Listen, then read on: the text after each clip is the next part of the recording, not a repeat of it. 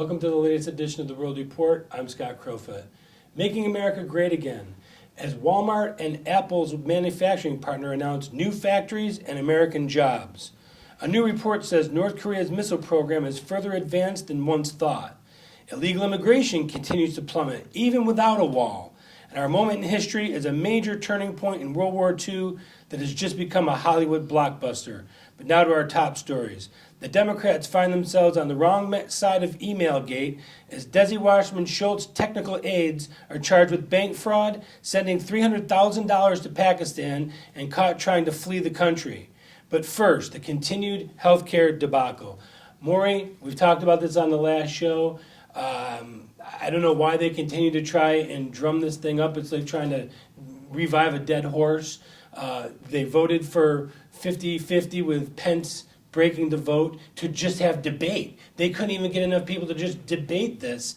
And then 9 senators from the GOP side refused to repeal. They were going to repeal it. They were going to get 2 years to try and replace with a new system, and we can't even get that. How dysfunctional is this Congress right now? I think this is unbelievable. I think it's like everybody's out of control. And the thing that absolutely gets to me, why did they have to go with this healthcare thing? It was falling apart before Trump was even elected. And this thing, let it go. We got a huge infrastructure control development that needs to be done. It hasn't been done since the middle 50s. We need a new tax structure, which hasn't been touched since 1987. There are a lot of things more important. So we got sidewinded by going into trying to do something about getting rid of Obamacare. Obamacare was getting rid of itself. But you have to admit that the Republicans ran the last 7 years, a lot of them ran primarily on, we're going to repeal and replace Obamacare, elect us, we can't do it unless we have the House, we can't do it unless we have the Senate, and it was basically a ruse, was it not? Oh, I totally agree with you. There's no question about it, that was probably the motivation. But the thing that bothers me is the fact that I do not believe that President Trump is using the real power of his office. You know, the power of that office is he can get rid of anybody. He appeals to the people. Let's face it. He was elected because the guys who were out of jobs, coal miners, what were the states that surprised everybody? The police, the military, yeah. Well, immigration. No, I think mostly the blue-collar guys. Even I know a couple of heads of unions, coal miners union, steel workers union, I know personally. They said, oh, we told our people to vote for Trump because if he wasn't elected and Hillary was elected, we'd be out of business. Everything would go overseas and we'd be there just looking at Medicaid and other bribery which we were going to get from the White House, which meant higher taxes. Now, you'll never hear a Democrat politician admit this, but they're basically degrowthers or non-growthers. They don't want to see the country grow, and a lot of them think that the problem with the climate has to do with our growth and with our population. As crazy as it seems, there's a lot of them even talking about the only way to save the planet is to eliminate the human race.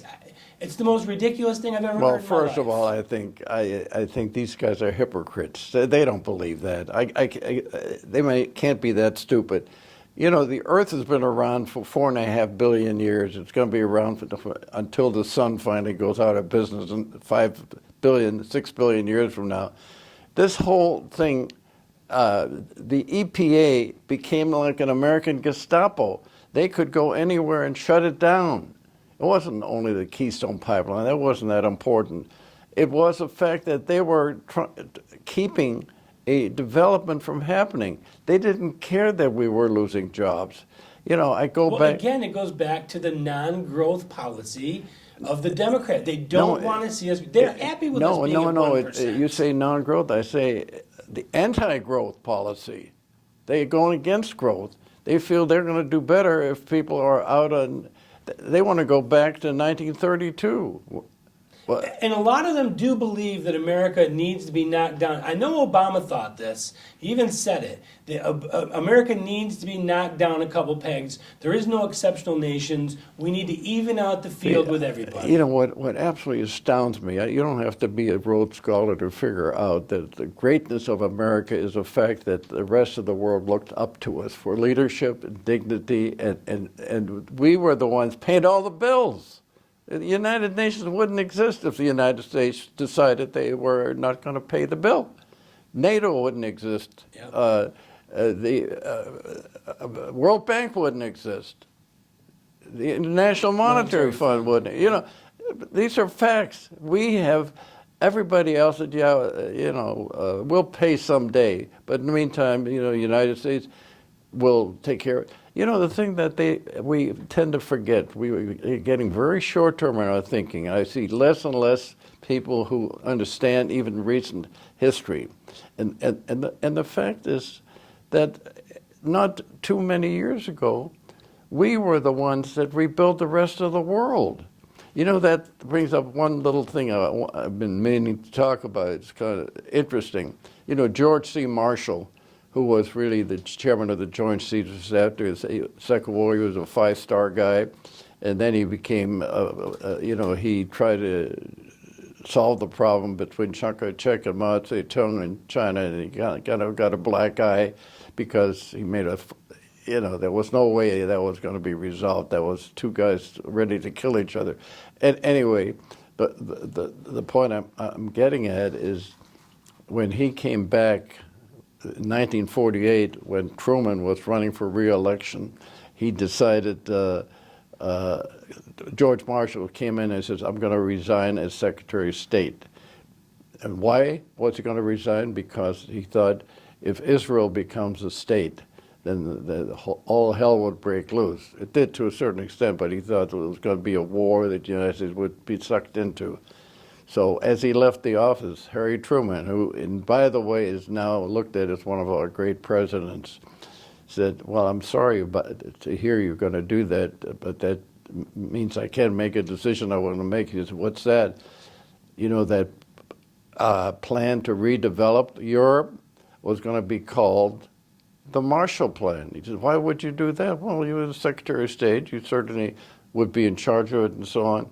You know what happened? Marshall decided not to resign, and it became known as the Marshall Plan. I think you could ask anybody you know, how come it was the Marshall Plan? They don't know that. Not that's important, but this is a type of history that people should know and understand what happened. Well, and you started off with by saying that we've paid for basically everything. The reconstruction of Europe. We have. All these alphabet organizations that support around the world. It's the United States, basically. We pull out and they all go bankrupt. Well, there's no question about it. And you were talking about the fact that Obamacare, you know how they were keeping people, they were paying them off with Medicaid. Medicaid is so out of control, it's ridiculous. It's like paying unlimited unemployment pay. You go, yeah, you lost your job. This is what Hillary was going to do. We'll close all the coal mines, but we'll be sure you guys are going to get 3 meals a day. We'll find a place for you to live and so on. Now, what do you think about the skinny plan, which was basically to remove the mandate that required you to have to buy insurance, remove the medical device tax, and some of the other little things without repealing the entire thing? Would that have been a good idea to go for, or would you have just forgotten the whole thing? Well, I would have let it implode. It would have implode on its own demerit and get involved. You know, I think one of the most treasonable acts of Obamacare, and I have to use that term, was the money that was voted for to him by the Senate, which was close to $1 trillion, was supposed to be for infrastructure development. Roosevelt. But that is a separate issue from Obamacare. That was the stimulus. That was the. But he slipped that in there. Obamacare and get rid of bad air. I mean, you know, which of course his final act was to get us involved in that Paris Climate Pact. Do you know how much it would have cost us? I checked this out very carefully. It would have cost us over $1 trillion over the next 10 years. And here again, we'd be paying the bill. Again, right. And if you look at China and India and some of the other nations that are way worse when it comes to pollution than we are, they weren't even going to be held accountable at all. It's only the United States. You know, so when they talk about global warming, it's ridiculous. It's all about bankrupting and crushing us. It was easy for them to sign on, knowing full well they weren't going to pay for it. Right. You know, you mentioned two countries, China and India. They are going hell-bent for election. They are really moving forward. You know why? Because they're taking care of themselves. They're doing everything they can. And meanwhile, in Beijing, you can't even walk down the street without choking to death. That's true. But at the same time, look what they've done with their infrastructure nationwide. I've checked into that. They look like a 21st century country. We look like an 18th century country. And their military, which is building up and moving around the world with its prowess. They are very much. China now is up to $12.5 trillion in gross domestic product. We're up hanging in around 18.5 trillion. But 68% of ours is based on expenditure. Not.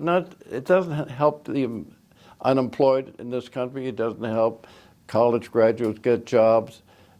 You know, there's so many things that have gone wrong in the last 16 years since it changed into the new millennium. We have gone downhill, and the respect for us isn't there anymore. And this is hurting our foreign policy, because it used to be, if you disturbed the United States in a very negative way, they'd come and get you. And how do you think Reagan, you know, he doesn't get enough credit. One of the things he should have gotten credit for is he was responsible for the Soviet Union disintegrating. Exactly. Because Gorbachev was smart enough to figure out that if he didn't get rid of some of these other Islamic countries and things that were costing money, or the basic countries that were under Soviet control, what would happen is that they would go bankrupt. And looking back in hindsight, he didn't get a lot done his first year either. So when people tried to say that Trump isn't getting anything done. 2 years. Correct. So I'm not so sure that that's true when we talk about President Trump yet. We need to take a brief time out. We'll be right back. We'll return with more economic news, more world news. If you'd like to check out the show or catch a segment that you missed, it's very simple. It's free. You just go to YouTube and search Morris Beschloss.